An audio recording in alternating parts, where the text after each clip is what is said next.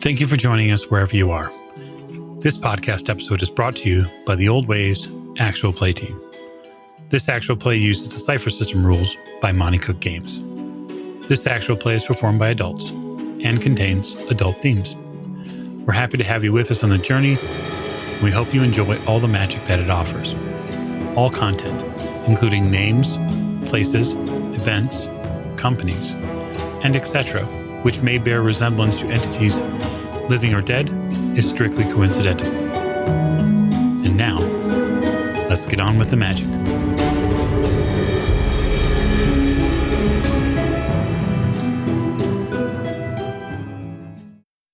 Hey, everybody. Just a quick note on this episode. It is a live recording from a convention very recently at PAX Unplugged in Philadelphia. And so, as you might be used to hearing with sound effects and relatively low background noises and foibles, this recording is recorded live, and so it has had minimal editing, and there are no music or sound effects, as you get the wonderful room noise and all of our clattering. Hopefully you enjoyed the tale.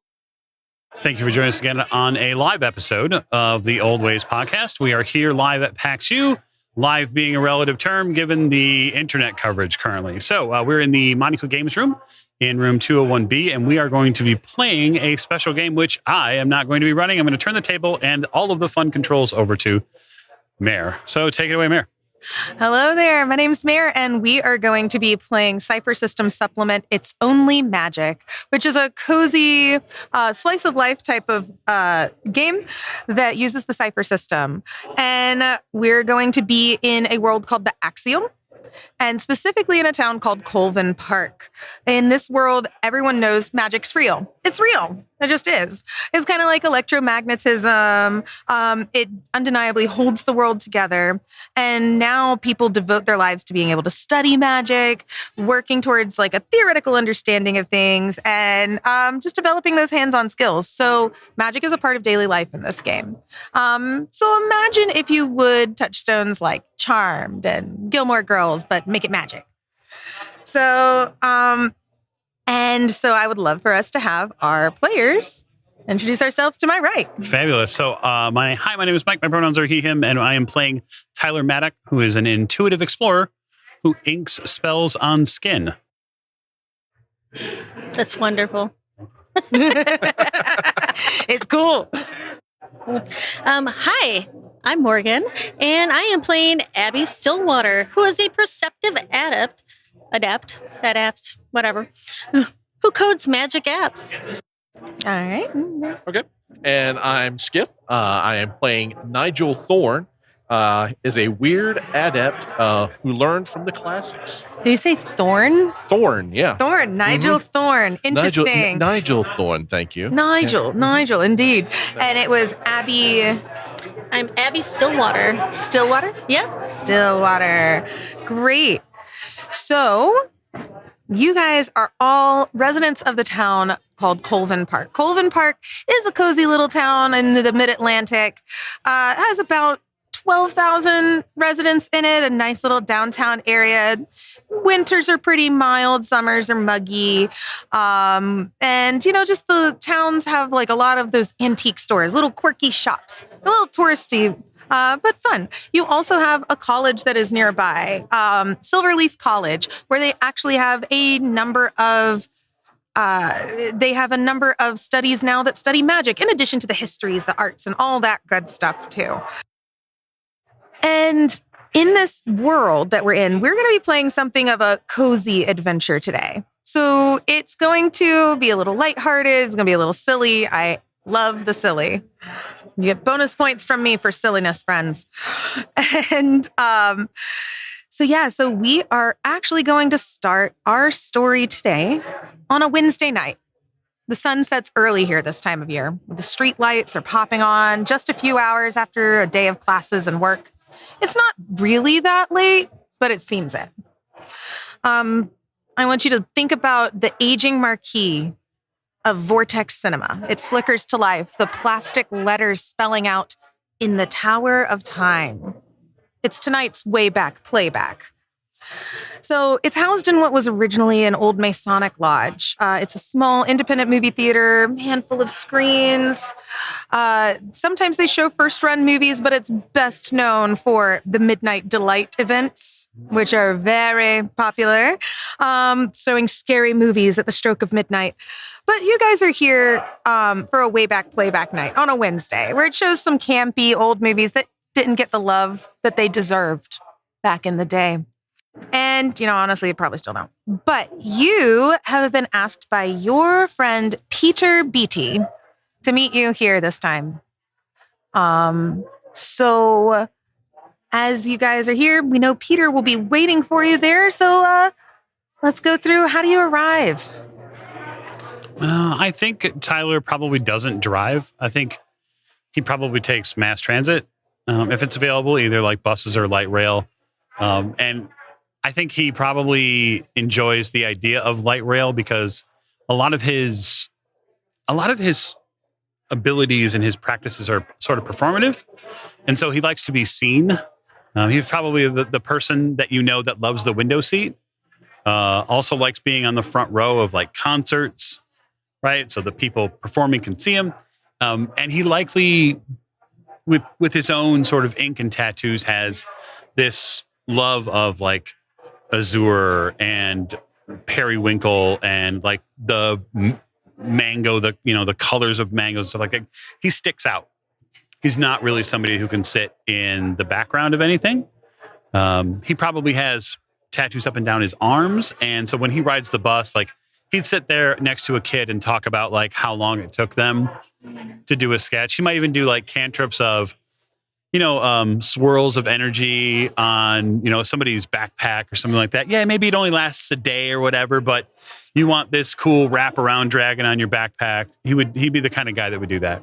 Cool. So Tyler would have ended up taking the Colvin Circulator, which is a really cool mass transit service because not only for the buses and the light rails there, it has no map and it has no schedule because all of these machines are sentient enough to get you to where you need to go. So as you are going within there, you are able to you're like, man, today's movie day, and it knows where you need to go. Yeah, it's pretty sweet. How about for Abby? Well, since Abby works in the tech world, she rides a moped because it's convenient, it's economical, and it's safe for the better for the environment than driving like a huge like Suburban or something like that. Abby's in her mid-20s. She works for one of the major tech companies in the area, but she works from home because as you do. Because you can. And she is, a little bit more on the plump side. She's got some, darker curly hair, wears like horn rim glasses. She's, wearing...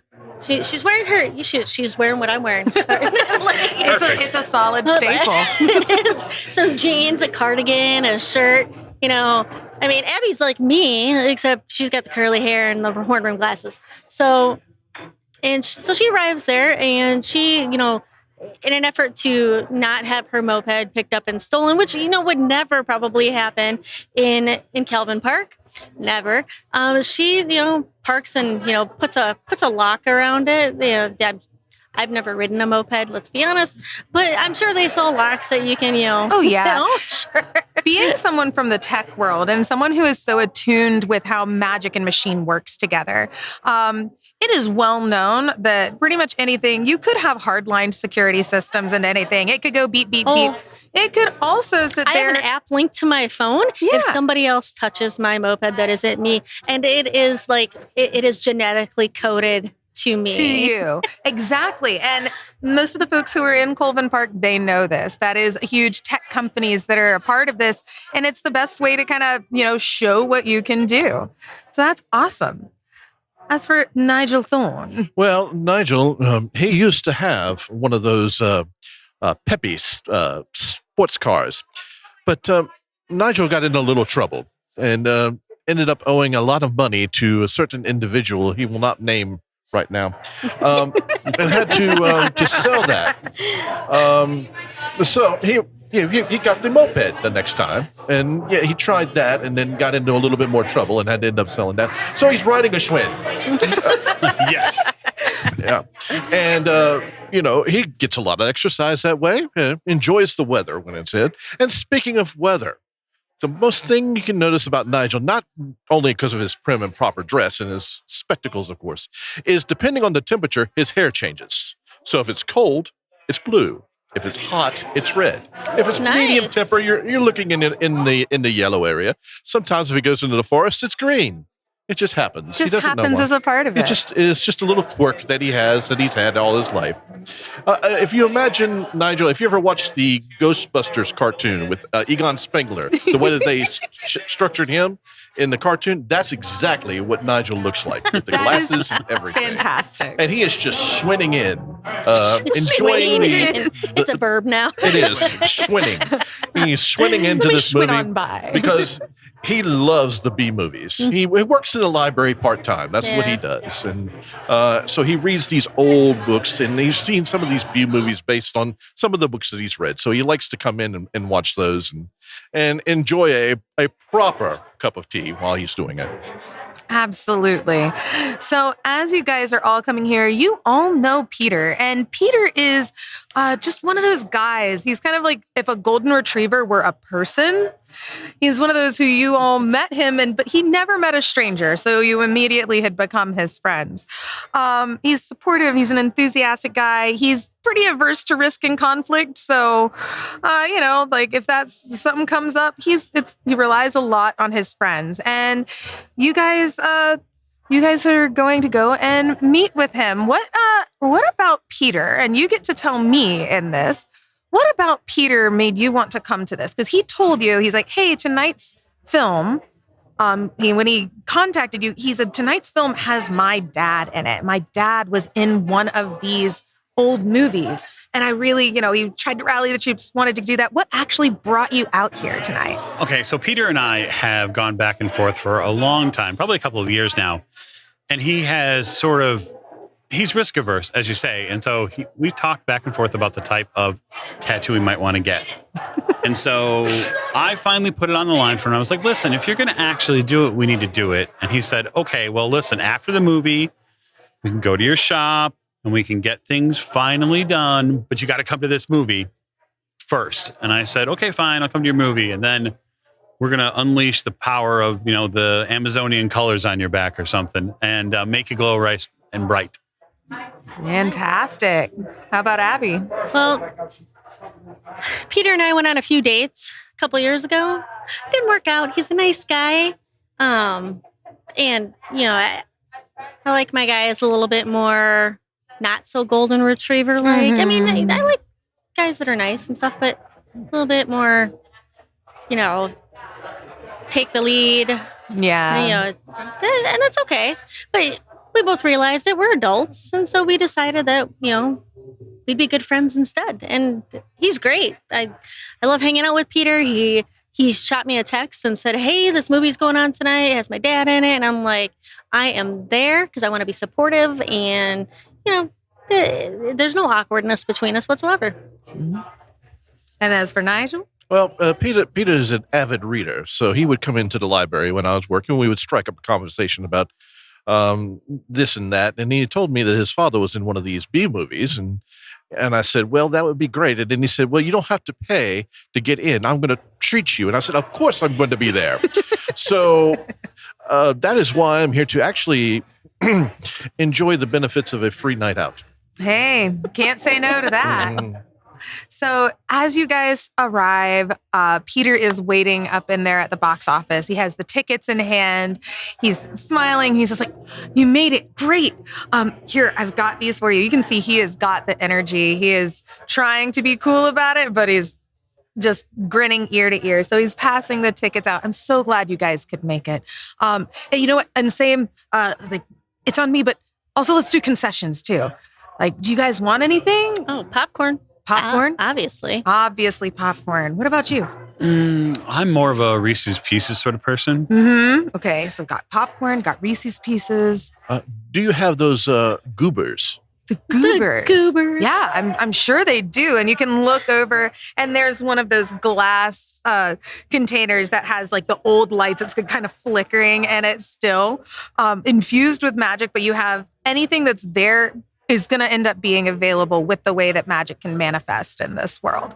So yeah, so whatever you want, you go through. He walks up there, and you can see that he pulls out his phone, and using his Arcana phone, he is able to pay for the transfer the money directly from there. It's a common thing that's in this world where you're just like, oh yeah, you need that? Okay, cool. Boop, boop, and you're done. Yeah. So, as you guys go in, you are going to enter into the second level, the second story that has the next film that's in there. So there's 2 screens on each floor. So you're going to go into number 4, and you see that in the Tower of Time is like on the sign right up and above it. As you walk in, you notice a group of ladies who are in the back of the cinema. They're familiar to you. You maybe not have ever spoken to them. But there's 4 women who sit there pretty much during every single way back playback. They're pretty close. They don't really seem to pay much attention to the movies, like when you kind of look around like, ha, you're laughing at something, and, as you look about. But they are, they're present each time. You guys wave the hand? Yeah, I mean, I'm reasonably genial. Yeah, I'd probably wave or acknowledge that they're there. I finger gun them as I walk by. Oh, just good day. And Good day. Oh. Yeah. One of the older ladies looks up to you and just also very politely just nods her head at you as well before like returning back to just sitting there and looking about at the theater within it. Yeah. I nudge Peter. Hey, who's the group of ladies out there? Oh, those ladies? They keep coming here. I think one of them, Susan. I met her once. She's the one that doesn't seem like she's super, super nice. Start writing in like Yeah. day glow ink on my hand. And I think one of them is a school teacher that's over here at the school. You guys would have heard recently that like there's been a lot of like vandalism and things happening to the school, and it's just like windows and stuff getting smashed, and like so like glass and things being on the playground. So it's been kind of like a big thing now, like where a lot of the places where the kids are, it's like a lot of people a little on edge. But that she seems to be out here and here to have a good time within it. And he's like, I'm not too familiar with the others, but they all come here pretty much every week. Yeah. So the lights flash, like everyone getting to your seats, almost like an old school theater itself. The reels start to play, and In the Tower of Time begins to play. So on the screen, you see that there is a man standing on a street corner. He shows up in a shadowy street corner holding what looks to be a clear marble held carefully in his hands. Inside the orb, you see a tiny woman who appears to be sleeping. He talks to her, telling her that, I'm sorry. I will do everything that I can to make this right. I'm so sorry for the pain that I've caused, but I will fix this. He has a top hat, like one of those, like not tall top hats, but like it's like flatter. And he's got like the biggest mustache that you've ever seen in your life, just massive. And he's sitting there like very deeply speaking to her within it. And then you see he takes a moment and he looks at his watch. And you know that this man is the time turner. He's standing there and he looks, we see a close-up of this watch. The numbers are all in the wrong places. The hands seem to move at odd angles. And in a moment, in a swirl of it, we see a flashback to what had happened. He was in his lab working on a secret science experiment when a young dark-haired woman comes in. She comes bursting in. Anita, you shouldn't be here.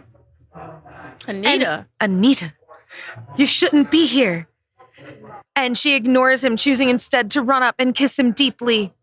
And as she does, the the vial of green liquid in his hand shatters and everything explodes.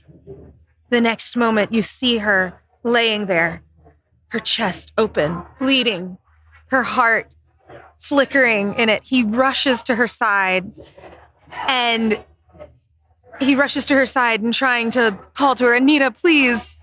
And out of the flames and rubble, he carries her and then shrinks her down into the orb that he sees then flashing back to the modern time. Then we see Jack's moon. You guys would notice that this person looks very much like Peter. Peter has a moment where he sits in his seat. If you glance over to him, you just kind of see he's like the nearest person to him. He whaps on the arm a little bit. And he's sitting there grinning. Jack's moon comes on the screen. He's wearing casual clothing and there's something about him that seems very sad, like he's been grieving on his own. The time turner takes the orb and puts it into a locket around his neck, and he slinks into the shadows, and he starts watching Jax with this menacing look. And he starts to trail Jax into a cafe, and just about as Jax is going to go inside, he steps towards him, pulling up the watch. And then the next thing you know, the time turner is standing on the stage in front of the screen that you are watching it on. He looks around frantically for a moment. He's startled by what happened. He's looking to his watch. He puts his hand at the orb that's hanging on the locket around his neck. And he looks around and points to Peter. There you are, Jax. And so quickly, in that moment, he uses his watch, and you watch as Peter in his seat shrinks down into a translucent orb, and the time turner flicks his hand out, pulls the orb into him, and you just see in a moment as Peter's shrinking, and he is right there. The I time grabbed for turner, Peter in vain. Peter, baby! The time turner quickly puts it in his pocket, and he dashes out of the theater. The screen goes dark. That was the most realistic theater that I watched that I've been to. Peter, you're not getting out of that tattoo, I swear to God. Nigel will wave his hand, and because he hasn't touched the goobers yet because they're too chocolatey. So he's just been raising it with magic to his mouth and just keeps looking around. Was that the end of the film? Yeah, they're really getting realistic. They want us to come to these things. All right, Peter. I stand up. Where is Peter? And go to the screen. So you're looking around at the screen. You don't see anything. You can see a little bit of movement. Like if you look back up to where the projector is, you see you hear the sounds of different things. You look back as you're looking there. You also see the four women, and they kind of have a startled sort of expression going on their face. They're whispering very closely to one another. And you can see that they have a sense of urgency about what has just happened. Okay. So if we can't see Peter, if he's gone, and so is this, this time turner figure, then I think the thing would be to do is to not because we're concerned that this actually happened.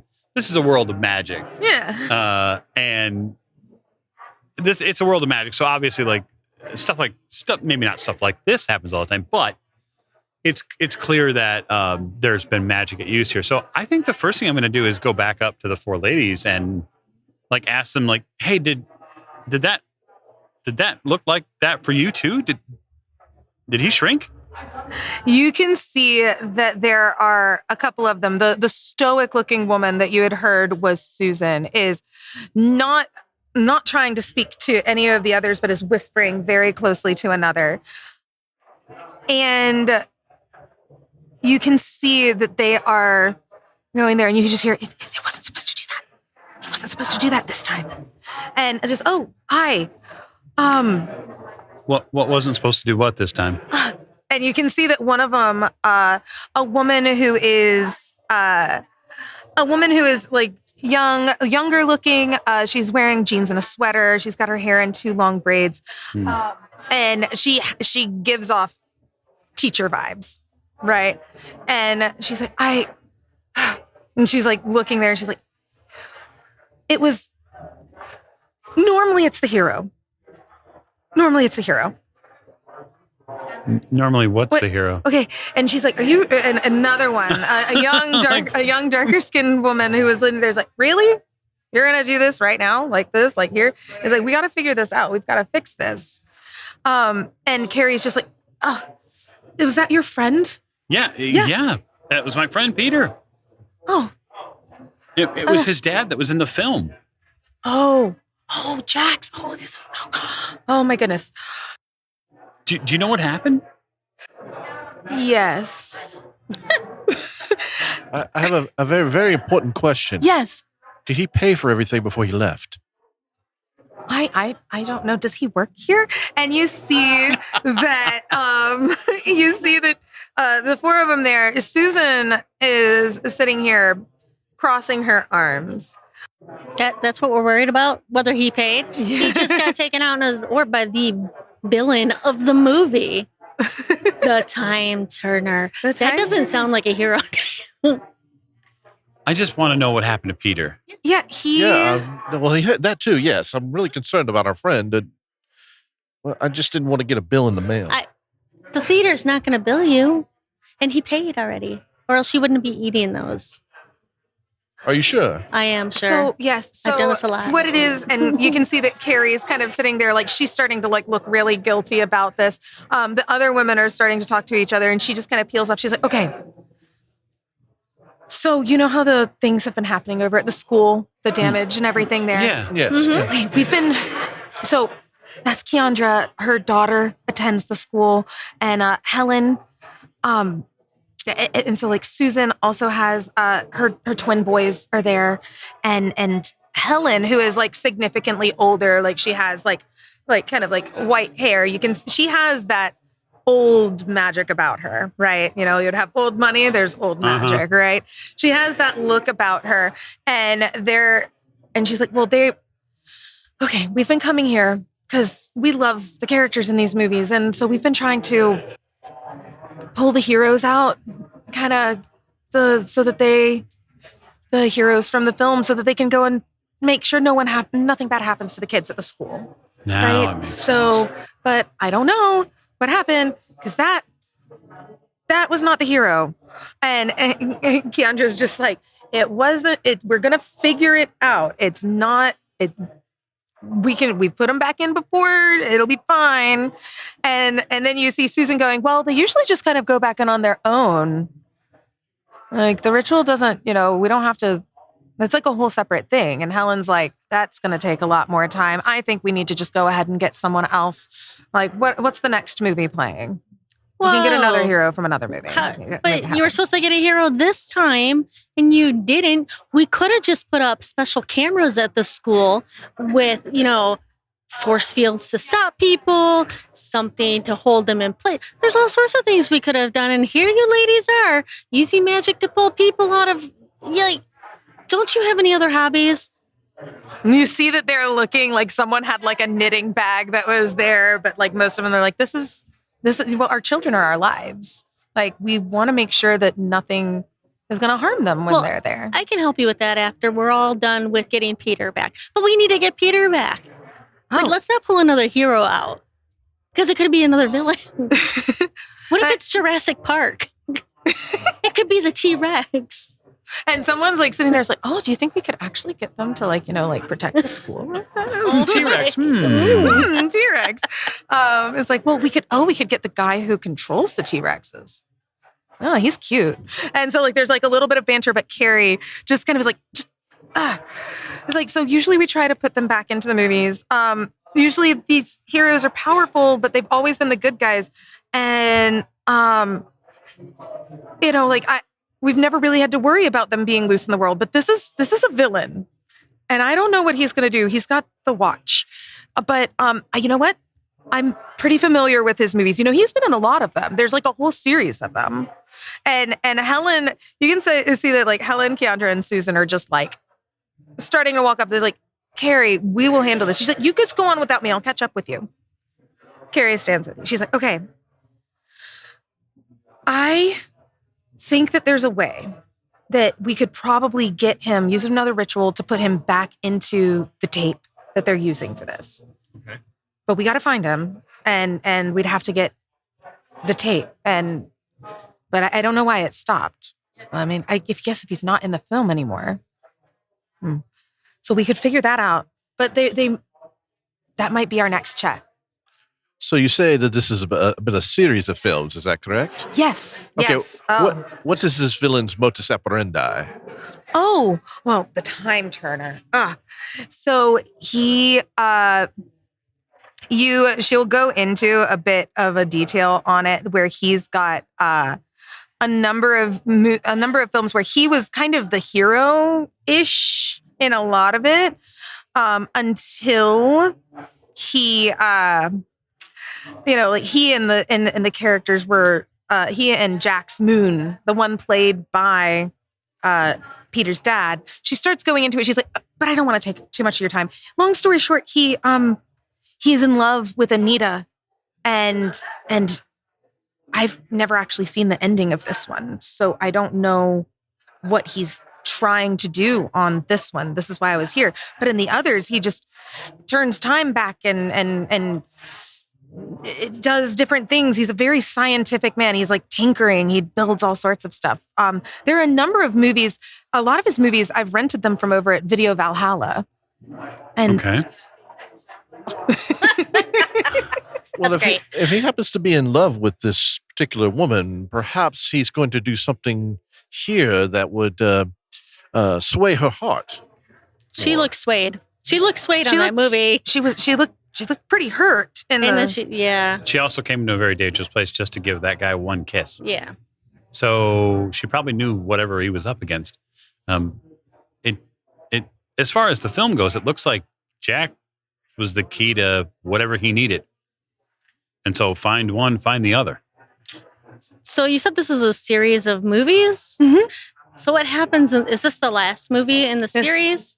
Yeah, there is one that has been lost to time, but I've No not been pun able intended. to find it. Okay. Puns That was completely fabulous. intended. It's been lost of time. So I'm going to go up to the projector room, Mhm. and I'm going to grab it. But because this is our world Mhm. in our story, Yeah. I'm going to pull. It's going to be a beta tape that I'm going to pull out of the Oh, like beta. Betamax. So Yeah. for those Oh, of you man. at home that might not know what a beta is, beta Those of and us here who don't VHS know. were two styles Yep. of movies that came on tape Mhm. way back when, and VHS won out over Betamax, which is what it was called. Yep.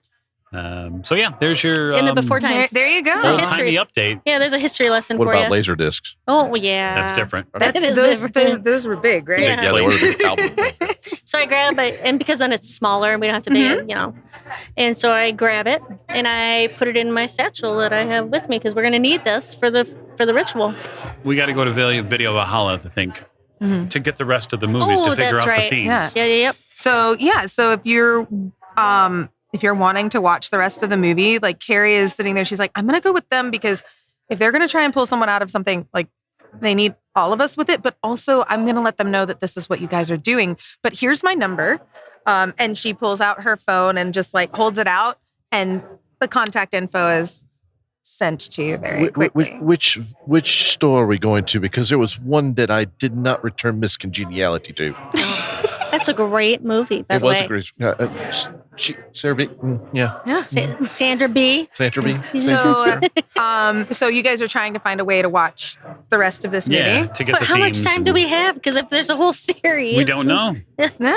Well, I mean, really, if we just see the ending of this movie, we could see what is it where a good would idea. we be taking Jax? Like he was after Jax, and then your friend. This guy worked in a laboratory, right? Mm-hmm. So if he's here physically now, he's kind of going to be looking for some sort of lab to work in, I'd imagine. Some nefarious evil hideaway. I mean, that seems to make sense. He had a lab in the film. So if we're trying to, my character has Find the Way, which is a special ability that allows me to apply effort to a navigational task because when I don't know the way or if I'm lost or attempting to blaze a new route.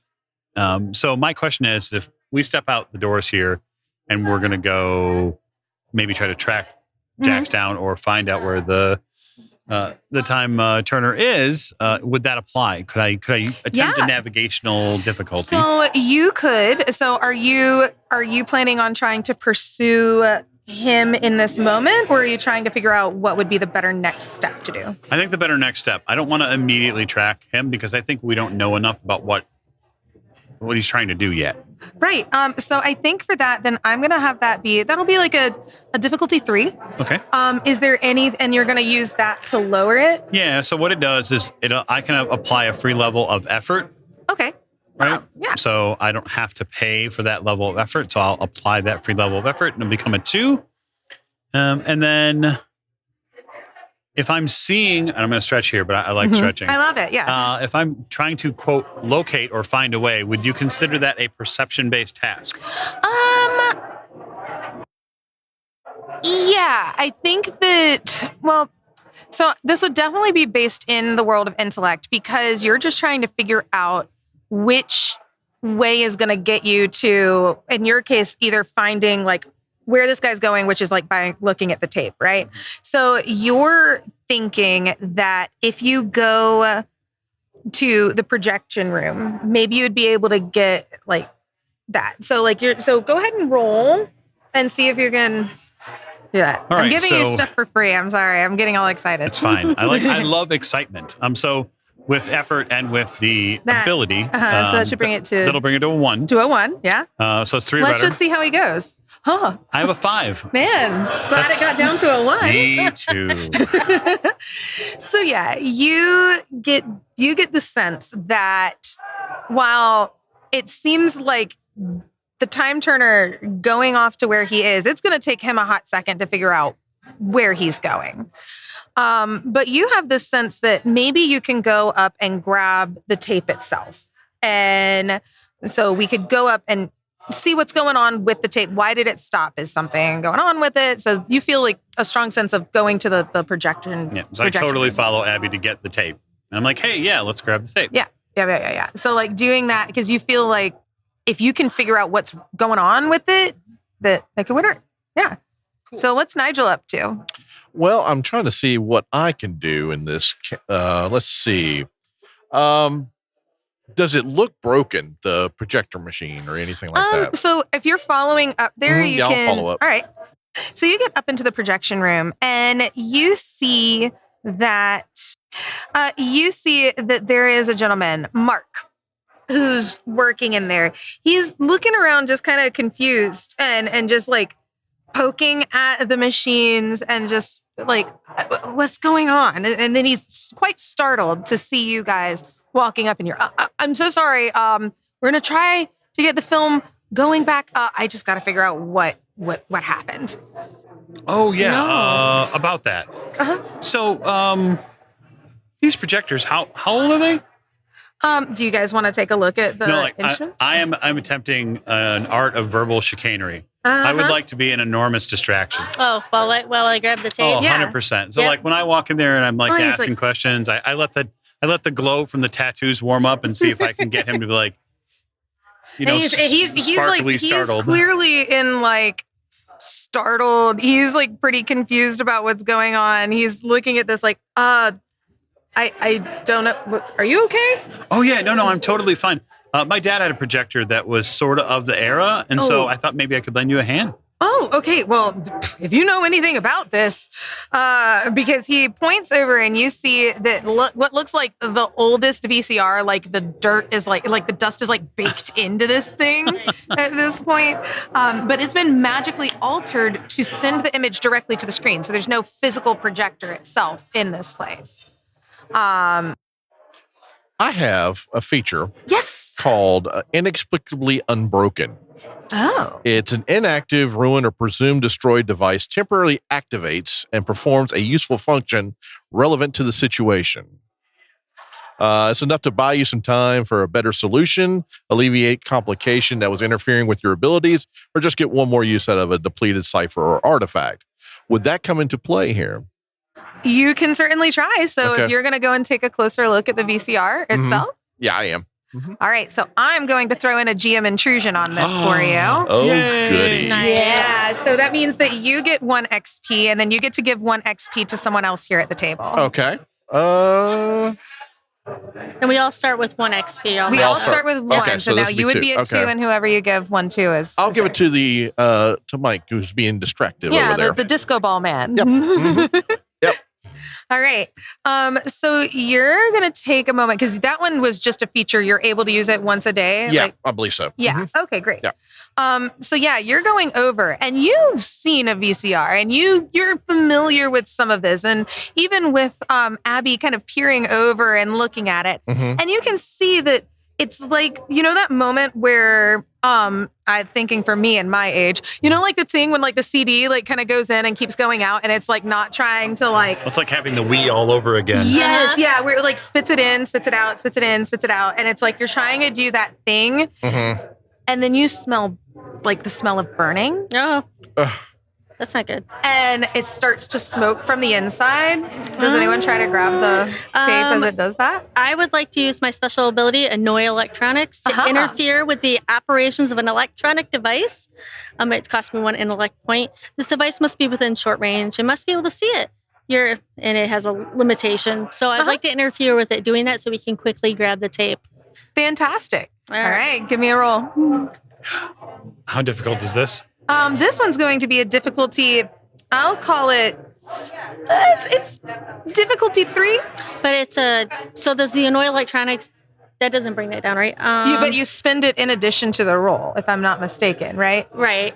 Yeah, read the power. Yeah, Like read the it out bottom to me. of it. It says, for example, you could make a person's phone, start playing a loud video, type 1 or 2 commands on a computer's keyboard, hit a bunch of buttons in the elevator, yada, yada, yada. It costs you intellect to do? Yep, you must succeed in an intellect-based task against the device, or its bearer, Okay. whichever level is higher. If you have never interacted with a particular device before, the task is hindered by 2 steps. Ooh. So it's a 5 now. 5. It is a 5. my. Okay, so then I have to spend an intellect point to do that, but I have edge in intellect, so if I spend 2 more points, So then to bring that it would be down able to lower it by 1 more. Yep. So that gets it down to 4. 4, so it'll be a 12 or higher. And then can I spend my effort to lower that even more? You could. So that would bring 3. it back right there to the 3. Yeah. Because So- the reason for this difficulty is that you can smell that this is gonna go pretty south pretty quick. All right. So I need a 3. I already spent my effort. Better hope for a 9 or higher. Hey, don't say that. And I'm going to get like an 8. Right. As you do. I'm speaking for the math for the friends at home. I got an 18. I can There's 8 in there. Nice. Okay, great. So you are able to use Annoy Electronics, and the buttons that are on this, because it was at first just doing this and it's like starting to make that like it's starting to make the awful sounds that electronics will when things are going to go real south. And you can see a little bit of tendril of smoke. And then what happens is it actually will take the device that you have there. You've annoyed it enough that it gears up a little faster, goes really fast, and shoots the tape out at you. Oh, good. I catch it. Hopefully. Hopefully. Yeah. Get a speed roll. Yeah, sure. I would love that. Let's do it. Let's see. I'll do it like for like I got a 19. Yeah, you got it. Yeah. So you catch this thing and it like hits you in the chest. It's hot. It's like you're having hot potato moment with it. Like, but you now have the tape. Awesome. I'd like to take a look at the machine itself. I have skill finding or noticing small details, and I'd like to see if there was anybody tampered with it. Because I mean, I know it's old, but is there any unusual signs or things hooked into it, like technologically, Right. that might have interfered with whatever this ritual these old biddies were putting on? Yeah. Absolutely. Go for that. That would definitely be like through intellect. And we'll say that one is because you've never really run into this device before, right? You've not seen one of these magic VCRs. I have not. So this one will be like, let me ask you this, because you said your character was in her 20s. Did your character grow up? Do you think that she grew up with a VCR player? What year is it? No, this is now. Oh, 2025? Yeah. she probably saw one on her parents, in her parents' storage area in the basement. And so she probably fiddled with it and stuff, I would guess, because she was, being a little techie and stuff. learning the mechanics of stuff. So I'm sure she probably saw one. She's probably never used one, but I'm sure maybe took one apart. Took one apart and then couldn't put it back together. Whoops. I love that. So that would be with you having not been as familiar with what it is. I'd probably make that a 4 unless you can lower it.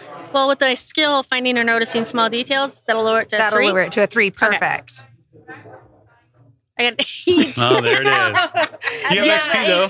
You're I can spend XP. Well, you know what? I'll spend my XP to re-roll it. Yeah, let's do it again. Fantastic. Oh no! XP for a 1. Man, Nice. you know what? You look at this device and you're like, oh my gosh, these villains in these movies have been coming after these devices. You're sitting there thinking, you're like, could vestiges in this world, could vestiges in movies technically be ghosts? Because ghosts exist, but you don't have a familiarity with it. Are past villains ghosts in the machine?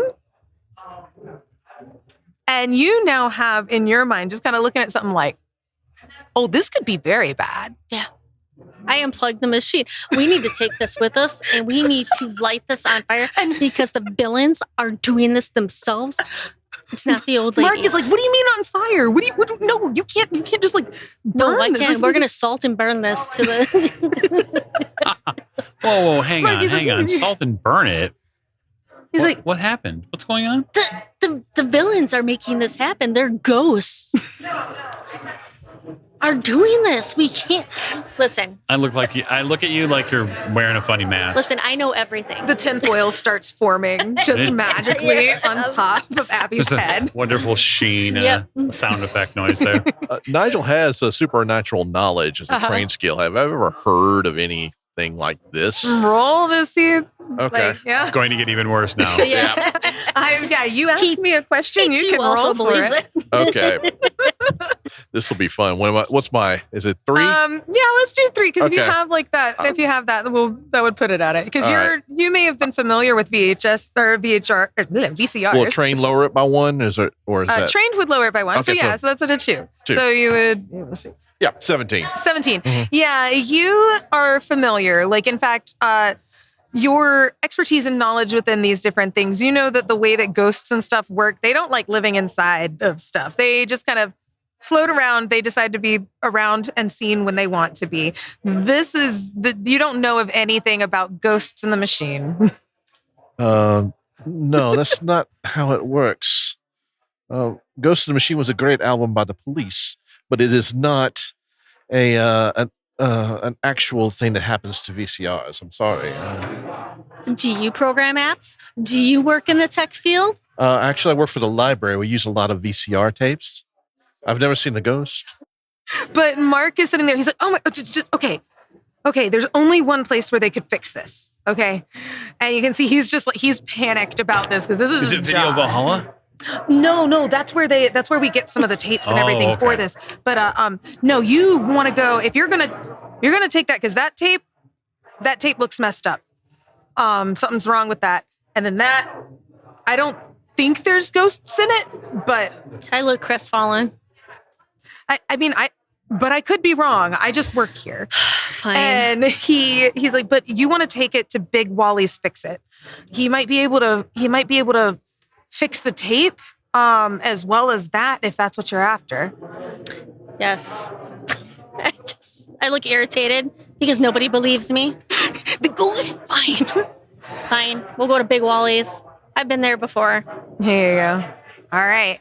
So are you guys, let's make a decision here. Where are you planning to go? So right now, the 2 leads you've got in your mind are Video Valhalla and Big Wally's Fix It, where you can go and either get this tape fixed, or that's your goal, trying to get this tape fixed so you can see it as well as like with this VCR to get it handled, or trying to see if Video Valhalla has the remainder of In the Tower of Time. What's the team's plan? I think it might be a good idea to go to Wally's to get the tape fixed. Also, it would give us an opportunity to alleviate you of any potential ghosty VCR concerns. Fine. It doesn't mean you can't believe it. I'm not here to tell you what you can't Ghosts believe. are real. Like, they're Mark is totally sitting real. there like, ghosts are real. Like, I have one that haunts my house. yeah. Oh, okay. His I mean, name they're is just Chet. neighbors. Chet? Chet, yeah. I have Ghost in the Machine on album, cassette, and CD if you want to borrow it. Oh. I don't have a record player. Then you probably don't need the album. No. Oh, okay. I'll just pull that up on one of the variety of music streaming services that exist. Sure. Arcana Spy. Yeah. Arcanified. That's great. All right. So, what is the ultimate plan? Because Big Wally's. Tyler has said that thinking Big Wally's is the plan. The team agrees, Yep. or is What do you think, Nigel? I think it would be okay. I will maybe have to stay outside. Big Wally and I do not get along. There was an issue with a refrigerator about a month ago. So one of the many storefronts that is in Colvin Park is Big Wally's Fix It. It's a nondescript little spot. It's easy to miss. The front windows are really dirty, and there's like a sign that's taped up in the window that just says Big Wally can fix it. It's like right between a thrift shop and a stationery store. It's on one of those little walks. As you guys enter, there are stacks and shelves and boxes full of like all kinds of devices, equipment. It's like dusty, but not like old dusty. Like it's like somehow, if you could describe it, the perfect level of dirty for a place like this, if such a thing could exist. So as you guys are in, Big Wally's Fix It, you can take a look around. You see at the counter, there's a young woman who's bent over a device as you're there. Her hair is short and it's got rainbow colors kind of sticking off in a bunch of different directions. Her lipstick is like a dark purple. It's like almost black. And she's just got these like very eclectic browns and greens and like dark reds on her clothing, just kind of that shabby chic happening there. And you see her, she sees you coming in and nods at you and continues to tinker on the device in front of her. Oh, yeah, I'll walk up to her. Hey, what you working on? You see that she doesn't say anything, but a whiteboard that is right in front of her flips up, and with magical ink, it responds with, just trying to take these pieces apart. Can I help you? And it's all written out on there. Yeah, I pull out the tape out of my satchel and put it on the counter, and we need this looked at and fix it. It's causing some magical problems. She, you see that she kind of takes a look at it and kind of like has like a sniff smell because it still has that smoky smell on it. And she like takes a look at it and tilts her head and like, what magical problems? You see written with the marker on the whiteboard. It squeaks as it's starting to write. Well, some ladies were trying to protect their kids instead of going the right way and the right manner, and they conjured some villain to come out of the movie. The Time Turner, I don't know if you've ever heard of that. You see she has a moment that she stops tinkering with the object and has a think and is just like Doctor Who, and like sketches a little TARDIS and question mark with it. Sure. Sure. And she's like, and so she puts down the object and she takes a look at the tape, and then you see written on there, Big Wally's working in the back. He can't be disturbed right now. Oh, thank goodness. What? I want to see your manager. No. No, we don't. No, we don't. But can you tell me if there's ghosts in the VCR here? Here, I put the VCR. Like, I roll my eyes. There are no So ghosts. they're saying the little old ladies were trying to get the heroes to come out. I'm saying that the villains' ghosts that are in the VCR, and they're doing their own little ritual to come out. Totally plausible, right? Have you ever seen that before? She sits there and she stares at you while she's looking at this. She looks back to your friends as this is happening and is like listening and like slow nodding. And she just writes on there and it's just like, that would be a big Wally problem too. What's Wally doing? Busy. And you see that she kind of has this like bit of like a disdainful look on her face as she's like busy. Can you get him messages? And you see that she's kind of like there, like maybe like there's like a little bit of like a uneasiness as she's like you're continuing to question about Big Wally. No, I send Tyler. Yeah, Tyler. Yes. A text message real quick that says offer a free tattoo to get a message back to Wally. Art isn't free. It doesn't work like that. Okay. I get it. Wally's got something going on. No problem. I'm pretty sure you're talented enough to fix this issue, though. I mean, you look like you know your stuff. You see that she kind of has, she's trying not to like give that like away within it, but she's like, I could give it a go, written on the board. I could give it a go if you'd do me a favor.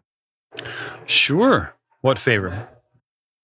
So there are these combat boots that are over at the thrift shop there, like $40.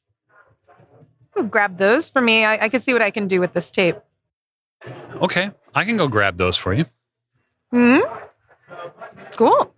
I'll duck out of the shop and head over to the thrift store. Are you guys going with, or are you sticking around? Or you I'm gonna go watch whatever her name is. Fenny? Yeah, Penny? Fenny. Fenny. Penny. Yeah, Okay. Penny works too. Yeah. She's like it's like erases that off of there. Fenny. Mm-hmm. I'll stay with Fenny if you guys want to get the combat boots. Mm-hmm. Unless Nigel wants to talk with Big Wally about his refrigerator. You say that, and his hair immediately turns chicken yellow. No.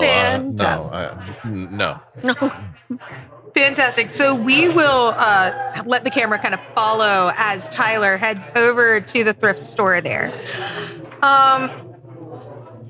So looking in there, the proprietor is just like, "Oh, hi. Can I help you today?" So I'm looking for a pair of combat boots. Oh, those ones in the window. Yeah, no, they're great deal today. $40. They are like the kind of combat boots that would not be worth $40. I mean, it's a thrift store. You're looking for things that are like $5. Sure, but I got to feel like this probably has Fenny's aesthetic. Mm-hmm. $40, huh? Mm-hmm. So what's so special about the combat boots? Oh, they're limited edition. Oh, Very limited. how limited? Extremely. For the low price of $40. Anybody else looking at them? I mean, everyone who comes by the window and everyone wants them, but again, they're limited.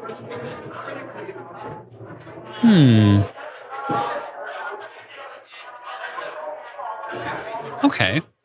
I mean, we also do things in trade here. Do you happen to have anything else that might be worth trading or such a thing? Sure. I could give you something that's one of a kind. Oh. Mm-hmm. I do like limited and one of a kind things. What are you talking about? How do you feel about art? Oh. Art, beauty, it's all in the eye of the beholder. I mean, we have all sorts of artistic looking things in here. Sure, but what do you find beautiful?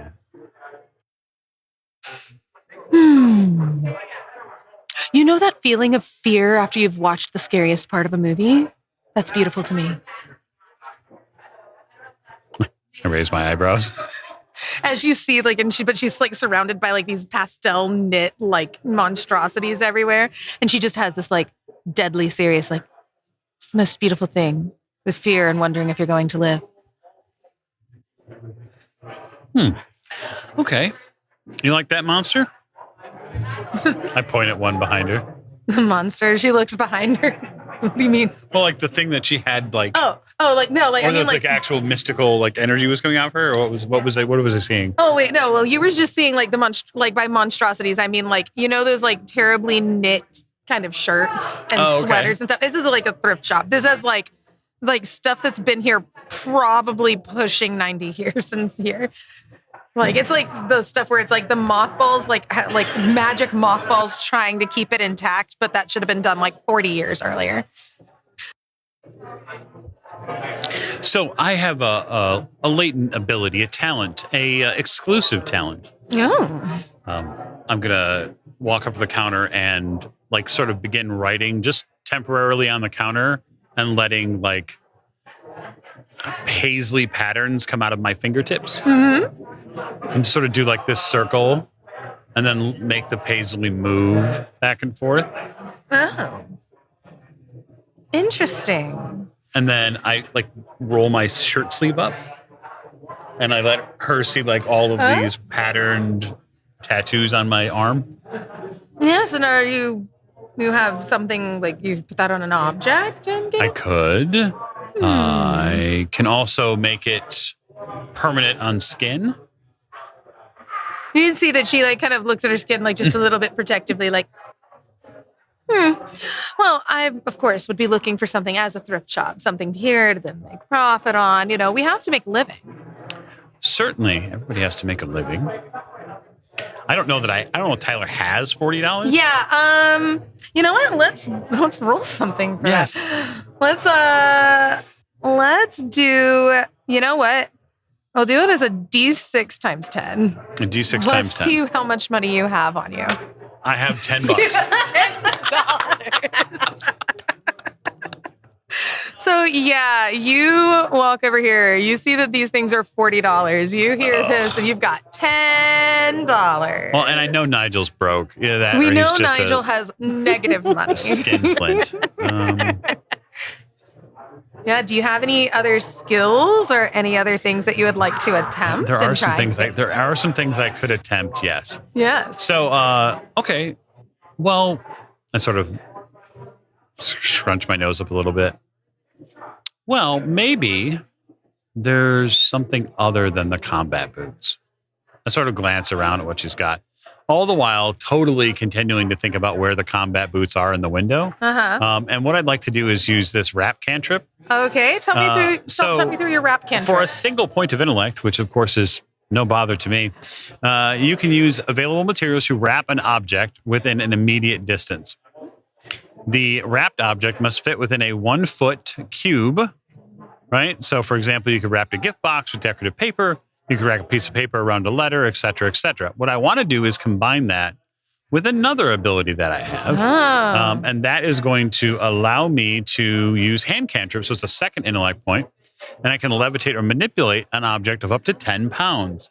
And I don't imagine that the comic boots are more than 10 pounds. They're heavy, but not that heavy. What I want to do is... you want to steal the combat boots.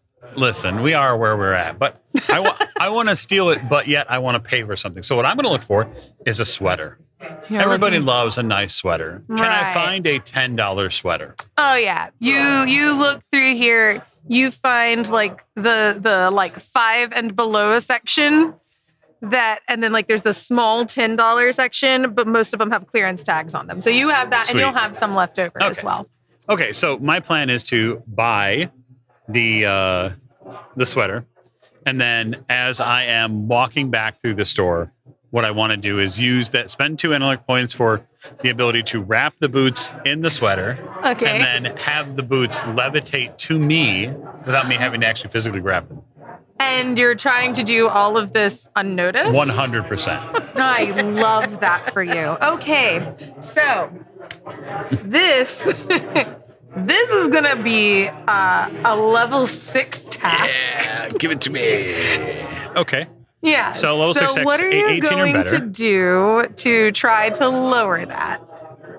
If you want to. I mean, you could try to roll, what is that, a 16 or higher? 6 task is 18 or so higher. an 18 and up. I mean, you can do whatever you want. So I have to spend 2 points out of the pool. 2 points from the pool. Got 2 because that is what's going to cost me there. What a bad man. It's for a good cause. He doesn't want a sweater. It's one of those ugly Christmas sweaters. Well, too, it's got like lumps and it's got like all the like little puff balls and everything on nice. it. Oh, yeah. Like Pepto-Bismol pink. Ah. Like, yeah, it's hot. Something your parents would have put you in for premium. Oh. I think I'll probably just have to spend. I'll probably have to spend effort for it.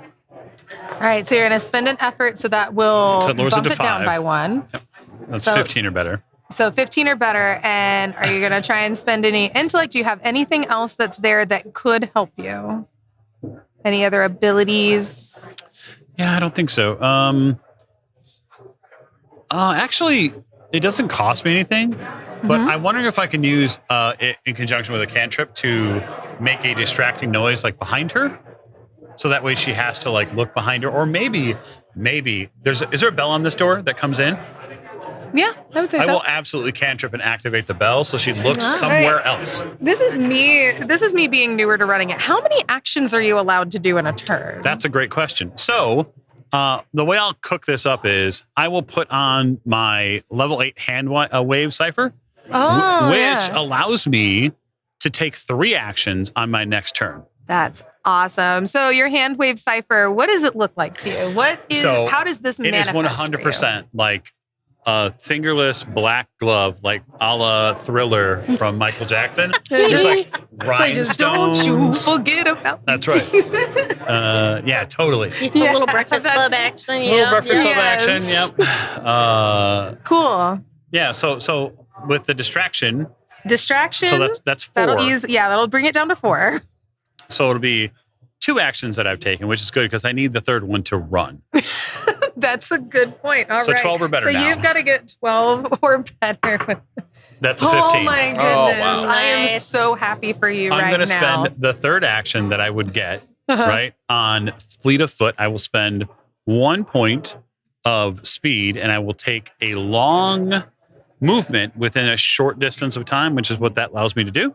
Another special ability. So keep going because I need to check the order of operations here as well because a lot has happened very quickly. My plan is to take the sweater. Sweater. Oh, what a lovely sweater. Sweater. Here's $10. Here's $10, right? So when that begins happening, that's when I activate the levitation and begin sort of bringing the boots out Like of Fantasia style. 100%. Okay, cool. And I'm going to head back, like out towards the door, but I'm going to let the boots sort of interdict me. That's when I'm going to ring the bell and have her head turn towards the door. And then Then they come immediately. come to you. Floop. And then they wrap. Mm-hmm. And then when she sees that no one has come in the door, I use that fleet of foot to speed out the door. You know what? I love it. I'm going to go for it. I think we're just like, yeah, we ball. That's great. So, because you rolled for it and you got it. You got all of those things. So you end up back over in Big Wally's Fix It. And you see at this point, because you've gone to go and get this handled, she's trusted that. Finny starts working on the device. She starts working on the VHS tape. And you start seeing that with it, she's kind of curious in it. She's looking at that. And it's taking this might take roughly about 10 minutes time. So the tape itself is set. Now she starts looking at the VHS player.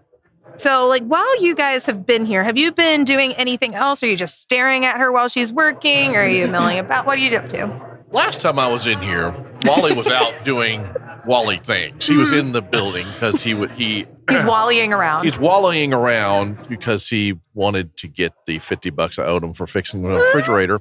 But now that he's not out here, to me it's ringing like something's weird here. Mm-hmm. So I actually have a sense for the weird. Ooh. It's relating to the supernatural effects on the world. Seems to call out to you. I can sense them from afar. And if I get within a range, I can sense whether it's overtly dangerous or not. So is what Wally's doing back there, is it overtly dangerous to, well, me? You in particular. Oh my gosh. Right. I love that. So so give me one more time. What is it that you have to do in order to activate that? Okay, Is it an action? I'll read the whole thing to you. Yeah. It says, sometimes at the GM's discretion, weird things relating to supernatural or its effects on the world seem to call out to me. Uh-huh. Yeah, so I can sense them from afar. And if you get within long range of such a thing, I'm assuming any range goes out to long. I'll know if it's overtly dangerous or not. I would love that. That would be like with intellect, if that's what you were going to use as you do it. And just, So that's going to be, you're pretty attuned to this. You seem to be familiar. I mean, 3 seems like a solid difficulty within it. All right. And I am trained in supernatural knowledge, so I'll be able to. So Great. that would lower it by That one. would lower it by 1. Perfect. Okay. I'll go with that.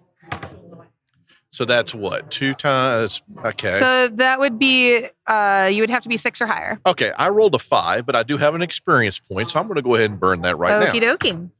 And I rolled a 12. So, Okay, perfect. As you're sensing this, you don't sense anything overtly, like nothing like nefarious. In fact, you don't sense much of anything at all happening in the back room. You don't sense that there's anybody else here, except for a very specific supernatural ping of a small supernatural creature that seems to be kind of like if you were walking towards the back and like the counters like off towards the right of the door and you have all the knickknacks and shelves and everything off towards like the back left. And kind of have a supernatural, like a being ping there. Can I get back to where I can see it? Yeah, so if you're walking around in through those aisles, you go back there and you hear just kind of like the slight little bits of tinkering. You can see that on some of the shelves, there's dust that is on something, and then an area like maybe a new object got put there, and you're watching a small brownie, an urban brownie, a small fey creature, is actively sweeping dust from one onto the other, so everything has the perfect amount of dust on it. You missed the spot. Yeah. Oh, yes, I know. I'm working on it. It's taking a little bit. Is this what you do all day? Is you just move the dust from one to the other? Well, yeah, it's an aesthetic. Can I help you? Or are you looking for something in particular? Well, no, but do they pay you well to do this? Oh, yeah. Penny's great. Really? Mm-hmm. She's like one of the nicest people I've ever come across. Can you ride a Schwinn? This little brownie takes a moment, sets down the broom, and gestures at her tiny legs. She's like maybe 1.5 feet tall. Probably not. Do you need a refrigerator? Why? Are you looking for one? No, but if Turning up. if I give you one, could you? Wait. I know you. His hair goes immediately yellow again. Hey, I was told that if I ever saw your face again, that I was supposed to tell the big guy, but I could be persuaded otherwise. We're back to the Schwinn again. I have no use for a Schwinn. How about a box of goobers? Do you Now we're talking. I have one. I've only One taken goober? No, I had one, but I've taken one goober out of it. I was hungry. I'm sorry. All right. I can be so persuaded. If I give you this box, could you? And I promise to bring you another one. Can you remove my file from that cabinet over there? I need you to do something to persuade this little brownie to remove your existence from the shop as far as someone that Big Wally is. Guess what? Yes. I have a pleasant social interaction. People find me unnerving. All tasks related to pleasant social interactions are hindered. Yes. So One step harder. While This is not going to go well. for fun and for flavor, that would work around normal people. Right. You are talking to something of the weird right True. now. Yeah. I almost feel like there's a kinship here. Okay. Like, oh yeah, you've offered me something a little sweet. I'm sure I can make something happen for you. Let's see what I got back in my apartment. Do you like licorice? What do you got shiny on you?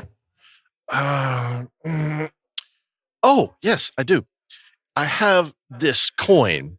It was minted about 10 years ago, and my father had it, and he said it was a lucky coin. All right. I don't know what's so lucky about it. It looks like it has a picture of the Star Wars holiday special on it.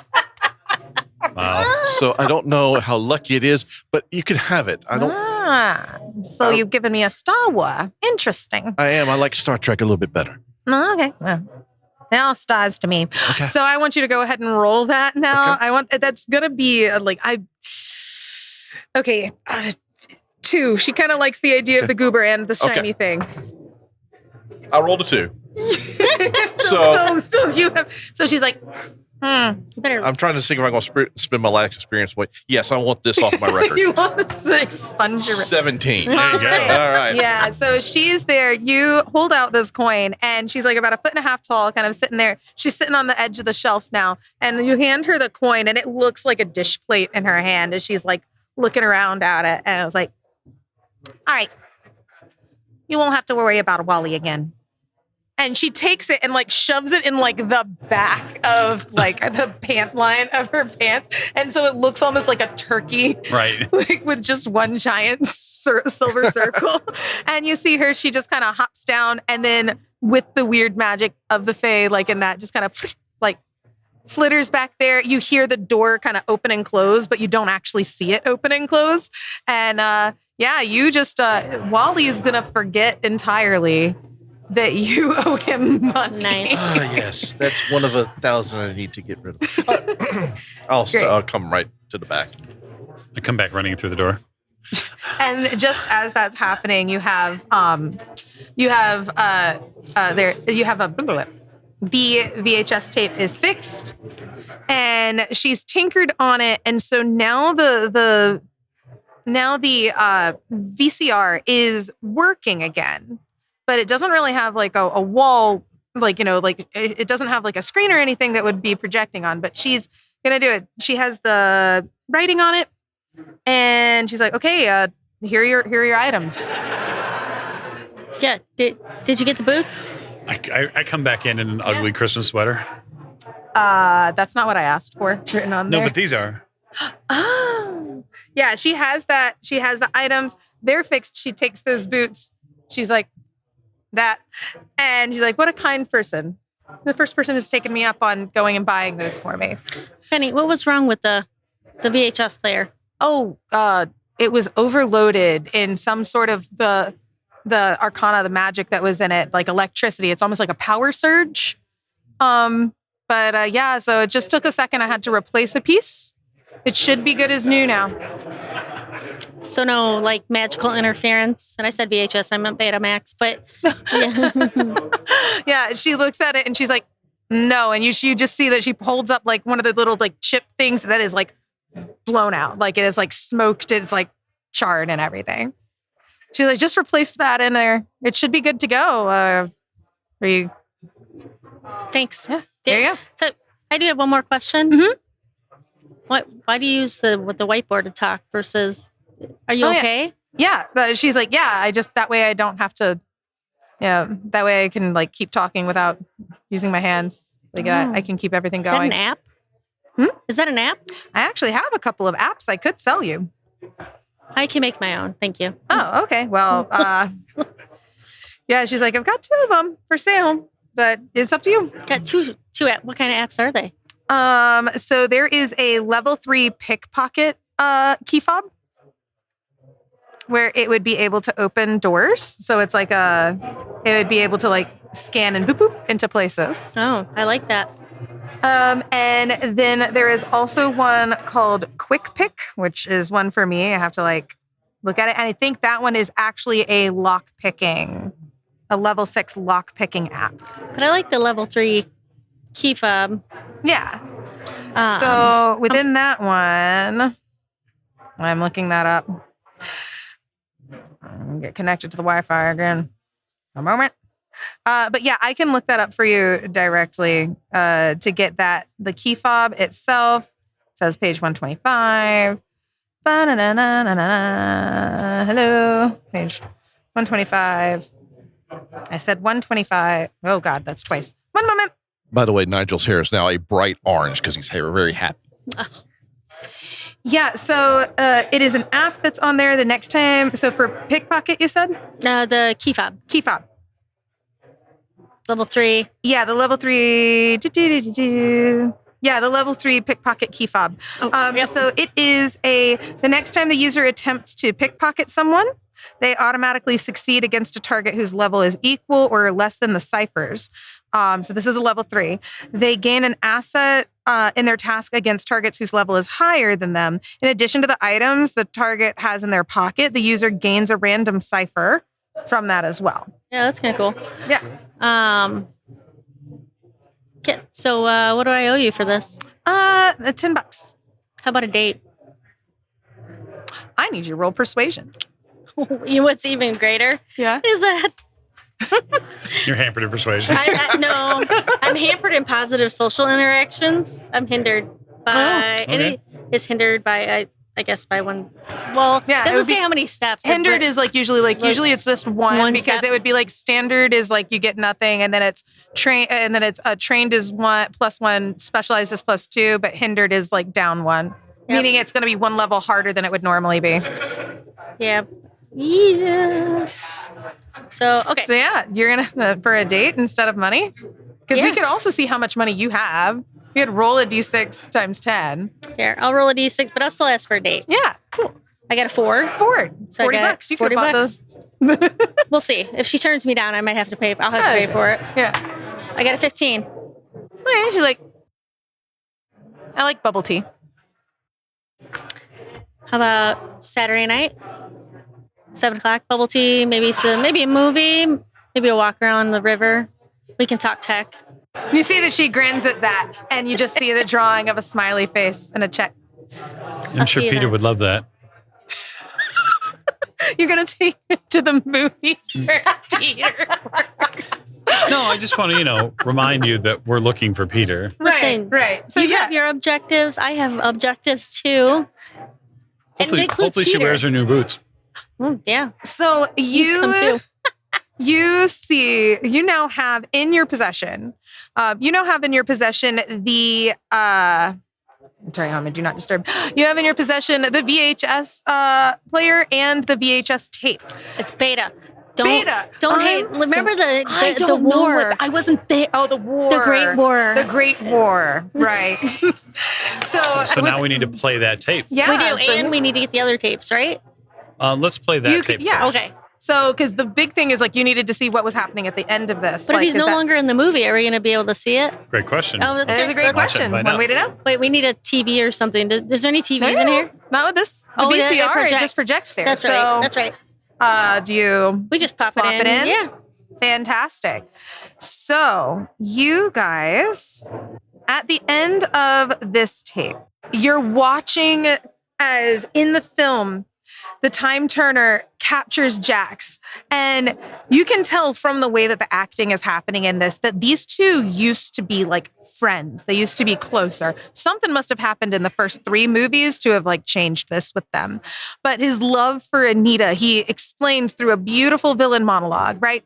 That he has to, the only way to save Anita, who, as you're finding out in this, I believe, double checking, but I'm believing is, trying to double check, want to make sure, is that in order to save Anita because of how she's been injured and she's in this little stasis, this time stasis in the orb, that he needs to have his heart. And they should be able to transfer, hopefully keeping them both alive, transfer his heart into hers in order to spare her and to save her. And you see that as this is happening, there is a the new secret plan within this. Like there was like all sorts of stuff. They keep referencing like a plane crash that happened, and then that if the aliens would be able to help. Like there's like these movies are like there, so that there's some aliens that might be able to help and have a device that's going to be able to transfer the heart.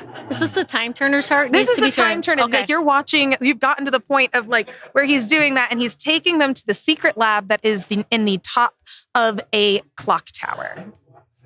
Do we have a clock tower here in town? You do. Yeah. There is a clock tower at the top of the Warren Bank building. And we would know that, right? Yes. Yeah. And in all this time, you are looking at this, and you see your clock, and you know that time is running out. Dun, dun, dun. Dun, dun, dun. Dun, dun. So, what do y'all do? Well, that's where we're going. Yep, going to the clock I don't tower. think we really even need the VCR or the tape anymore. Well, do we know what the ritual or the ladies might have been heading there, We right? need to call her. Yeah. Mhm. Okay, great. Yeah, so you guys can call to Carrie. So Carrie is the one that you were speaking with before. Yep. I picked my phone up. All right, you pick up your phone and you're having a call there. Hello? Hey, I think I know where this guy's at. You did? Did you get the tape fixed? Yeah, we did. So this whole process goes down in a big clock tower. And so there's only one clock tower in town. Oh my goodness. Oh, well, that's good. I'm going to try and stop the ladies because they're about halfway through the ritual now to get a hero back in. But I need to get them so that we can get this ritual to put him back into the tape. But do you think that that's where he's taken the friends? Yeah, I think that's where we're taking him. You're taking your friend? Okay. I will meet you there. Awesome. Okay, great. She's going to meet us there. I'll see you there soon. Cool. Hang up. All right. How are you guys getting to the Warren Clock Tower? We're going to take the intermodal. The circular? Yeah, the circular. All right. Because it knows where we need to go. Yeah. You have a strong desire to go to the Warren Bank building, and then up pulls a bus, a big blue bus, and the doors open just for you. Next stop, Warren Bank building, like scribed in on the window. We do the leap into the thing. We have like a montage, like where all of the things happen. The wheels Right. on the bus are turning. The clock itself is ticking. Like you see all of these in there as it's going. and then you pull up to the building, the Warren Bank building itself. It is it's a 22-story building, and it has the clock tower on the top. So it is a taller building that is in town. And inside you can kind of go throughout the different layers, getting up, like going through there. They have some security guards who are poking around through there, different businesses on different floors as it goes. And yeah, so I'll just kind of move us on because I'm assuming we're just trying to get up We there. are. Can I use my far step to get up there? Yeah, give me the steps through that. You leap through the air and land some distance away. You can jump up, down, or across, or anywhere you choose within long range. If you have a clear and unobstructed path to that location, you land safely. It's Okay. 2 intellect points. 2 intellect points. So far, how, like, do you guys, just having run this as well, what kind of a distance would far be? Like, would far get you 22 stories What's up? no. So generally there's 2 ranges, right? There's short range or long Yeah, range. there's like near, like, Yeah. So there's a couple range bands. 22 stories is probably outside of long range. Yeah. That's just my opinion. No, that's what I was thinking too. I was just kind of like, I mean, it's one of those, you can certainly try. Let's see, short distance, long distance, anything greater than short distance, 50 feet, but less than 100 feet. Okay, So that's way, yeah, way more. you would make it like you would probably like Jump see and someone smack about on on the the fourth story window and like splat there like That's a not sticky frog for a second. Nigel may have something. Okay, what you got? I have a ability called Convenient Idea. A flash of Ooh. insight provides you with a clear answer or suggests a course of action with regard to an urgent question, problem, or obstacle we are facing. Nice. So what Okay. would my idea be to get us up there the quickest way possible without getting noticed? Brilliant. So do you have to roll anything for that, or is It that just says- as a that's all it straight says. action? Yeah. Mhm. Okay, cool. I'll give it to you. As you guys are walking in, you've been in this building before. You've been around town. Like there's different businesses on different floors. You know that you can get to just about the 20th floor, elevator style, without anything else. But you know that it is the final 3 floors involve using a key. They're locked behind it. It's like the employee only as you're going through there. Well, folks, I've been in this building before. On the 20th floor, George works there, and You owe him money. Why, yes, he does. yes, and, Automatically hindered on the 20th yeah. floor. just but kidding. I do know there's a door behind, right beside George's office that'll go up, but I believe it's locked because I was trying to exit that at one point in time To escape George. Yes, and I could not get through, so we might want to try it that way. Why can't we take the elevator up to the... You can take the elevator to the 20th floor. Oh. It's beyond. Yeah, It's it's 21, 22, okay. 23. Gotcha, the gotcha. 23rd floor is the clock tower. Yeah, that's Gotcha. where you get to the clock tower. Yeah, I think I have an app for that. Absolutely. So let's say that you get up there. You can see like CEO offices. You see different things along those lines, and you see the CEO Catherine Tucker, and you see like through the glass, like she's working through there, just kind of like looks up from her devices and then goes back to her business. And then you find next to George's office, CEO George. It just says that. It doesn't have a last name or anything. Everyone knows who George is. Right. But then you see like one of those doors where it's nondescript and it just has the key area, not a handle. Great. What would you like to do? I'd like to use my level 3 key fob pickpocket. Okay. So it's the... Because I'm assuming the lock's a level. Yeah, so let me look through that. So pickpocket in and of itself, looks like it's like to get pickpocketing something off someone. Oh, that's right. I can't get through a lock. So it's like the cipher itself is like, I think, tangibly a key fob. There's just the key lock there. It's not an electronic door, right? Do any of you have the ability to sense for an item of any sort? I do have identifying objects or calling to mind a minor detail. So I can maybe, if there's something that I can identify to help unlock that door. Right.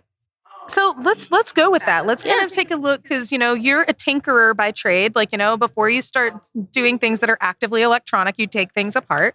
So maybe taking a look at this. I have an idea. Okay, go ahead. So I can do a player intrusions, yes. Ooh, yeah, because if you have your XP, you certainly can. I do. I'm going to do that, and I'm going to do fortuitous malfunction. And so, oops, this lock is going to just malfunction. Nice. So I just walk up and grab the Nice. handle and jiggle it. Yeah, and you then like open kind the of door. like look at it, and you like kind of look at it. It's like, what kind of lock goes in? Like the whole like lock component falls apart. Oops. And now and it just does it like opens up on it. I look bashful and open the door. Yep. All right. There you go. So you start making your way up. A lot of this is just kind of like your construction, your storage, your different things like that. And then you get to that last level where it becomes a spiral, like those not rectangle, but the square spiral staircases. Yep. You know what I mean. And it goes up. So you get up to there, and as you're coming up, like you see like cresting over it, almost like the rising of a sun as it's getting larger, is the face of the clocks. The face of the clock on the clock tower as you're going up. And it's the deafening tick of this is getting louder and louder as you're going up to that part. And in there, you see a makeshift sort of secret lab. You see random stuff. In your town, there is also a like an Aliens Among Us kind of tchotchke museum, right? And you see these different sorts of things. You can see that he went through and grabbed anything he thought would be helping. And because it doesn't have a ton of stuff, but there are 2 cots, a table in between them, and upon them is a giant metal octopus. And it's got these big, like, tendrily metallic arms. And as you arrive, you see both Anita and Peter are still inside of their tiny little time bubbles on the cots. And you can see that the time turner is like clicking at his watch. He's about to do something, and he hears you come up behind them. What are you doing? Hey, what did you do to my friend Peter? What do you mean? I point at the marble or the orb that has Peter inside of it. You took him and you put him in some orb. This is none of your concern. And his little like mustache is like fluffing about as he does this. And he's like, you shouldn't be in here. And you see that like he has straps like in his hands, like for like he was clearly about to like get Peter out of there. This is not Peter. This is Jax. I look at it really closely. And again, none of your concern. And he like starts to do this. You must leave immediately. Nigel will step forward. Point at the villain. You will let my friends go right now, or I will bring this room down upon us. And I'll actually just use my tremor cantrip, which makes the floor shake a little bit Nice. for one intellect Nice. point. So One intellect point. Okay. I will do that. Is that one that you just spend the intellect point and it happens, or you? It just says an action. It's a cantrip. Yeah, it's a you can cantrip. do it as an end. All So right. I'll do that Ooh. and see if I can throw him off his game while my faithful friends will leap in and fisticuff. You can see that he is. You can see that he is instantly concerned within it, and he looks to Anita with like very serious concern in his eyes, and just like, wait, don't do that. What is it that you want? We want our friend back. I'm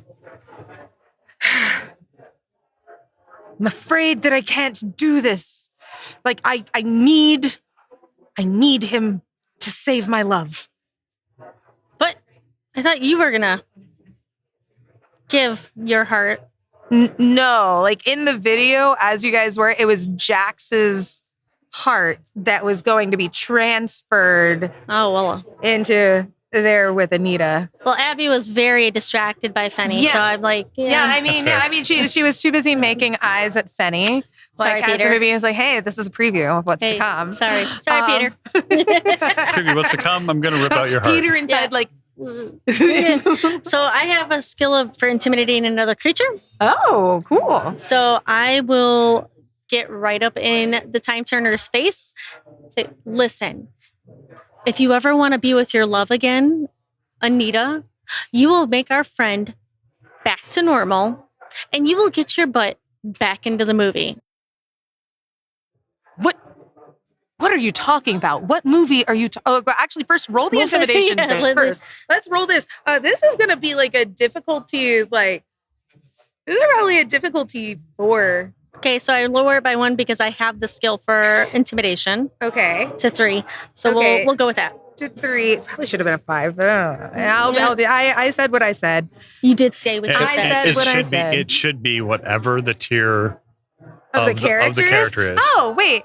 I So- have that information. So One moment, if please. the time turner is 5, Oh, then it'd be then 5. it should be 5. Yeah, But it's I can also, still it's lower all it with a based. skill. you can still lower it based on that. Okay. Yeah. But it should Please. be Can we I've got, assist? I've got the stuff. Is there an assist in this where I can make the ground tremble again while she's doing it? I can help out the these are great intimidation. things. Let's see. Feel my anger. Mhm. Let's see what tier he is. Would this be just like me looking here like that? Is that the tier? Yep, that's Yep, the tier. That's the tier. It's like a tier 12. but, No, tiers only go to 10.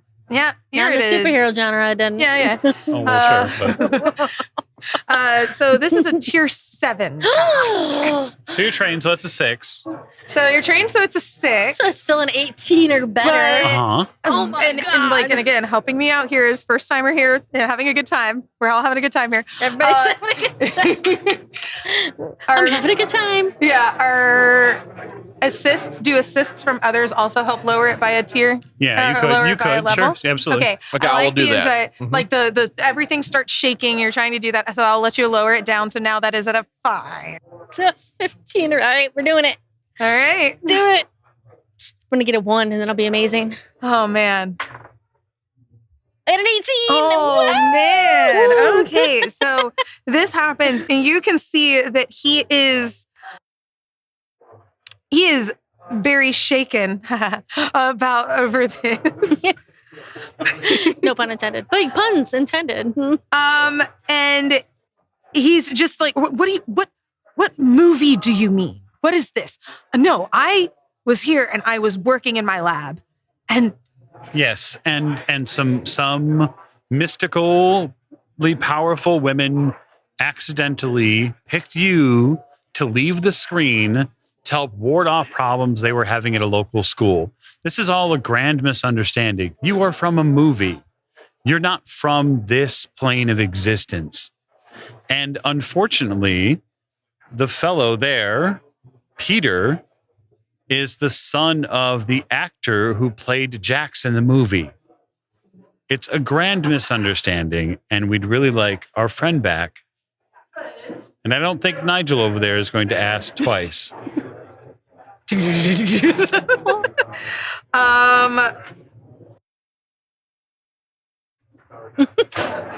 How much do I think the orb weighs? How the what? The orb that It's like this big. how much do I think it weighs? Like, oh God. Roughly. I would say it would probably be like at max, maybe like 5 pounds. It's like just a little. in It's in a. He got shrunk down, and then it's in a little time bubble, so that, like, for example, the fact that it's in the time bubble is the entire reason Anita is alive and not dead. That makes sense. That is the whole thing. He froze her into that moment in time, so that then he could get her to this kind of safety. You can So infer such a thing. Is Anita in a coma or anything? Yeah, Anita's in like in like the last frame, like that you would have seen her in, like chest cavity open, heart kind of like, and yeah, it's pretty gruesome looking. So is the orb just on a table somewhere? There are 2 cots that are here, and they're sitting there because he was going to untime freeze it. You can see that he was about to get Peter out for this. Awesome. So what I'm going to do then, while I say that, is I'll just spend an intellect point, and I'm going to manipulate an object under 10 pounds, just like I did at the thrift store, and I'm bringing Peter to me. Oh, buddy. Okay. So I'm gonna force. Yeah, basically. Are you baby Grogu? I could be baby Grogu. He's so cute though. Oh, Grogu. man. Okay. This is fun because this is my first time running combat in Cypher. Okay. You did the one thing that would trigger him to fight. Oops. So within this, he is going to be able to... I'm trying to see like what it was. I thought y'all were going to get out of this like, oh yeah. No, we'll fight. It's fine. If he's forced to fight, he uses a magical ability that ages a target within short range for 7 points of damage. Okay, so What can we do? How would this work? The first thing we would do this? is we would do a Yes. speed test. Yeah, speed Yep. test. Let's And see that it. is For to determine initiative. who goes first. Yep. Okay. Now, he doesn't roll He doesn't roll, right? because he is going to be treated as his tier. His speed and defense initiatives as level 8 because of his ability to modify time. So he's going to be a real piece gonna of go work to deal first, with. no matter? Probably. Yeah. No matter what. That's a nat that's 20. a nat 20. He ain't going first. Nice. He ain't going first. Look at that. I got a 13. And I have a 14. Okay, great. Cool. Wowie zowie. All right. So that would be it. 20 is then for Tyler, and then his would be at level 8. 8 times 3 is 21? That 24. 24. I don't do math. I teach history.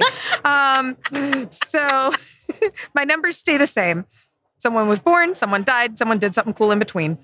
And then, so that's the time turner would be 24, then Tyler at 20, and then it was 18, 13. 13. And I have 14. You And he had has 14. 14, Okay, yeah. so 14 then for Nigel, and then 13 for Abby. Fantastic. Oh boy. All right. So he still gets his opportunity to go first, because wouldn't that have technically been him initiating the combat by doing Yeah, that? so once he initiates the combat, that's when we speed test to see reactions So from you'd there. still get the regular initiative roll. So After that. yeah, Yeah, okay. it would be me as Tyler, and then it should be immediately him. Yes. Okay. All right. So within that, he is going to use that ability. He clings onto the watch that he has and like points it at you, a green beam, like light from there. And you watch in front of your eye, like in front of everyone else, you would be able to see that Tyler ages slightly. Like, so is there a defense roll for it? These are great. These are good questions. Like all I'm like me looking at this is like if he's forced to fight, he uses a magical ability that ages the target within short range for 7 points of damage. Okay. He also can do that to put someone into stasis. So I don't know if that as a first attack does it. It doesn't say that that it's indefensible. Mm-hmm. So while it's still a tier 7 attack. Yeah. Which is terrible. Mm-hmm. Would you roll like a speed to see if you could dodge it? Do you have anything else that you could do as a reaction? I can't do what I want to do as a reaction, I don't think. Okay. Maybe. I can't do that yet because I need an action for it. Is hand wave an action or is it an enabler? Hand wave's a cipher. So once it's used, it's gone. It's done. Okay, yeah. So you got that. I have a mutant sense of timing, which is kind of great. Yeah, that's kind of helpful against the time turner. Whenever the case, many who look into your eyes immediately glance away as if afraid of what you might see in their expression.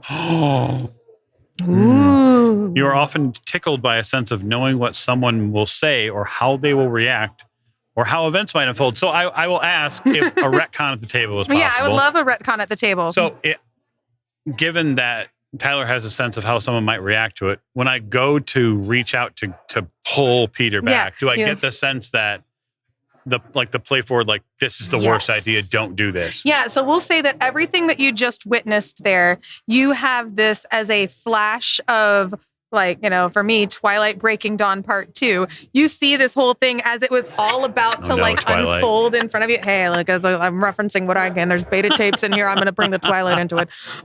So you see that happening, and it's like in that flash in your eyes, and then you're back there as if you're just about to raise your hand within it.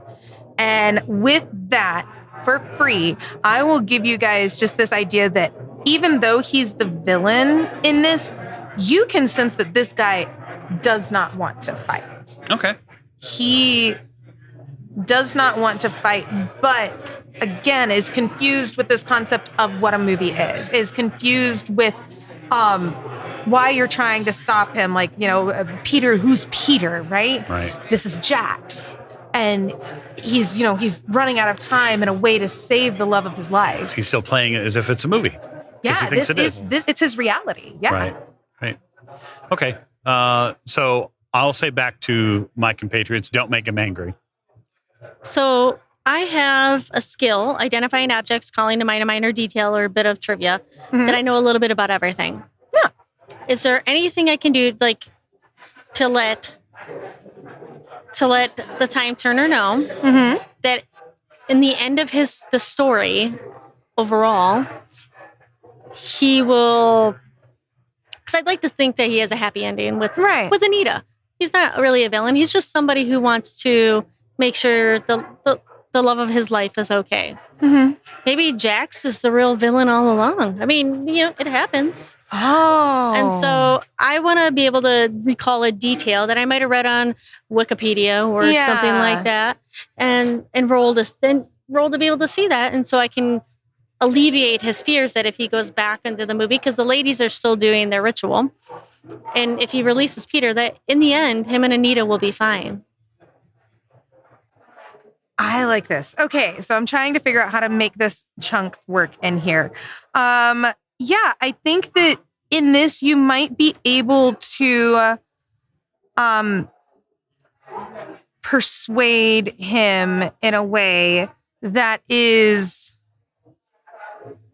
if you're appealing on his love for Anita, you're appealing on that this is your friend and not within this. And even then, he and Jax, according to the older movies and whatnot, they once were friends. Do you really want to do that? So just kind of really working in that. I'll let that bump it down because he's in an emotional moment in this. I would let that bump it down by 2. Do you have anything else that might assist you.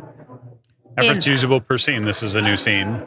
Oh, yeah. So I do have effort. So I can use that. Yes. Okay. To bump it down. And then you could be using, do you want to there's the intellect pool as well in order to push that down any further. Yep. So I'll use, I have edge and intellect. So I can use that do again. It for 2. It's a new scene. Yeah. So you bumped it down by 2 because of, and then like the whatever. situation. I'm trying. It's the moment, the story. And then bumped it down again by 2. By your own pencil. Bumped it down by 2 because of the effort and the spending the intellect points with my edge. And so, what's the level at now? So that would put it. So it was 2 down, and then you put 2 more. So then that puts it at 3. Okay. Come on, big money, big money. Come on, baby. Oh, come on, baby. Oh my God. Oh, you don't have any XP left, do you? No, sugar. I'm going to spend XP for you to reroll. Okay. Yes. I got a 7. Hey, that is 1 over with it. Wait, no, it's 9. It's 2 under. Oh, It's 2 under. No. I have no experience. Yeah. No left. XP, man. Oops. I tried. No XP. That was Damn a it, dice. valiant effort. It was. It would have been a good thing. You can see that he is in a moment. He hears that he is like in this situation. He's in this emotional moment. This would be like the swelling of the music, the looking in, the zooming back and forth between things. And he is in a moment, you hear just as he's about to like, these are lies. All of these are lies. And he would like start to like power up and start to do something. And then through the window, you see Helen, one of the women from the coven that was there, one of the women from the coven that's within it. And using her, there was a special skill with this. She's using her gravity denied cipher and has walked up the side of the building, all 22 floors. She has it. She has her laptop with her and has another movie pulled up on it. And she's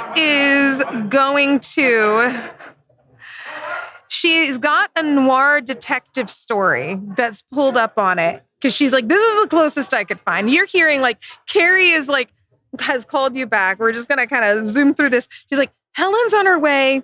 And she's explaining that there's the hero return ritual we're trying to just get this guy out of here. Right? And she's coming up, like kind of just springs up with the laptop on the side of it. And so I don't know if this is a question for me. It's a level 7 task to do the hero return ritual, but she is that is her level within it too. Okay. Would she be able to just... I think it's Game Master Fiat at this point. Yeah. So if you decide she can, she can. I think she can. And I think that one of 2 things is going to happen here, okay? Because I went down this route and then I'm like, oh man. We're going to say that she is going to like be climbing up this. She's not quite up there yet. You can hear from Carrie that it's happening. So you guys will have 2 rounds to try to accomplish anything else that you may want to do in order to, because your priority is rescuing Peter and stopping the time turner from doing time turnery things. Yes. I would like to invoke one of my ciphers. Oh, nice. And here's how I'm going to do it.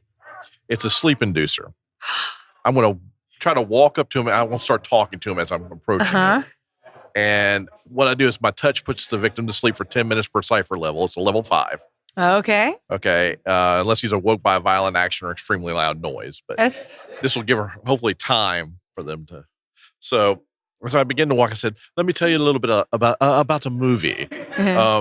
There was just once this person, he was an immortal called Connor McLeod. He's gonna be listening to this, but he's like very suspicious and is like backing away, but is like still looking towards Anita, like reaching for Anita's orb. No, I understand what you're doing. And it kind of goes along with the story I'm about to tell you. He is trying to find out the prize. And then at the very end of the movie, he does kill all the other immortals. This is nonsense. What are you doing? No. I'm just telling you the story of this. You were asking what a movie was. So I'm telling you about one of the ones of my favorite. What is a movie in It's general? do you recall like a book? It's like a book that you could see in front of your screen. You can see a book. Yeah, but the story plays out on your screen. Like a play. To this. Yes, like a play, right? Yes, like a theater performance. So you have this gentleman who's an immortal. He's lived this lifetime, and he's like lifetime. he's still like backing away, but like he's like just like looking at you, and you can see that he's. I'm gonna say that this part here will take like at least a turn. Okay. Within this, even if I don't touch him, I'm trying to distract him anyway. Yeah, so. because I think what's going to have to happen, and this I will like kind of encourage you do what you want to do if you got other plans. If he sees this hands coming at you, you're getting time magic in your face. Oh, I know. That's all right. Yeah, you're getting time magic all in your face. I am heading to the window. That Helen's coming up, and my plan is to spend spend 2 intellect points and give Helen enhanced attributes that will allow her to, as long as she's visible, which she should be for me, that she can apply 1 free level of effort to any physical task. Okay. Climbing, jumping, running. The idea is to make it easier for her. Make it easier for her, so that gets her there in faster. 1 more round. Yeah, you bet. Absolutely. So that'll shave 1 round off of it. I'm gonna roll this D6 now to recover my intellect because I've spent a ton of intellect points tonight. So I'll recover all the spent intellect with 5 intellect points. Yay! So now I'm back up. You're back up, baby, and that was 1 action for doing that. Yep, that's it. All right. But the problem is that if you go into the second movie, they're aliens, and it made absolutely no sense. But see, I agree with what you. exactly I am doing is distracting you until now. So, just for clarification, if he gets put back in that movie before we get to Peter, Peter goes too, right? Or something happens to Peter. You're uncertain. You have a feat that's kind of able to give you like or don't you have a feature that's able to give you like some insight of some sort? I have. Someone here had one where it was like, oh yeah, this is probably how it's going to go down. I have that. It's That's called you? intuitive. Oh yeah. Yeah. What were your because you have perceptive, right? I'm perceptive. I have adept. You're perceptive and adept, and I can code magic apps. So I can maybe make an app to. Oh, I should have made an app to put them back in the damn movie. Oh well. Coulda, woulda, shoulda. It's these fun things we think on. Yeah. Yeah, but so could I use my cipher to grab Peter's? Well, no, because you were going to do that, and it was going to make him angry. Yeah, and I said, don't make him angry. But in this case, he is now distracted, and he, of course, is more focused on protecting Anita. Like he's seeing this guy talking here. We have this. I love this. I'm gonna what was the action that you're actually taking on within this one? Yeah, I think I'm gonna try to grab Peter. Because we don't know if he's going to go into the movie. Okay, so he's trying to protect there. You're getting closer to Peter. He's opening up the window. You have gotten this like until right now.